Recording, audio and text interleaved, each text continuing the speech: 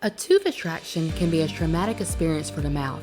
If it's not treated properly, the cavity left behind can cause an infection or enamel deterioration.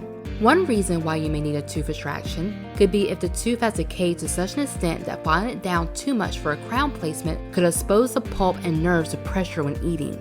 After an extraction, you should do your best to avoid all bad habits, like drinking alcohol and smoking. You should also avoid strenuous exercise so as to avoid damaging the socket while it heals. This should be strictly adhered to for the first 3 days, and more moderately followed thereafter. Developing a dry socket can be one of the biggest risks of smoking during the healing process after the tooth extraction. Here are some symptoms of dry socket to look out for: finding it difficult to open and close your mouth, suffering from severe pain and discomfort. You can develop an abscess and an increased risk of infection, just to name a few. If you believe you may need a tooth extraction and are located in or near the Las Vegas area, call the Professional Dental Services of Functional Aesthetic Dentistry and Dr. Civoletta at 702-671-0001 and read through the rest of our article link provided below to learn more about drinking and smoking after a tooth extraction.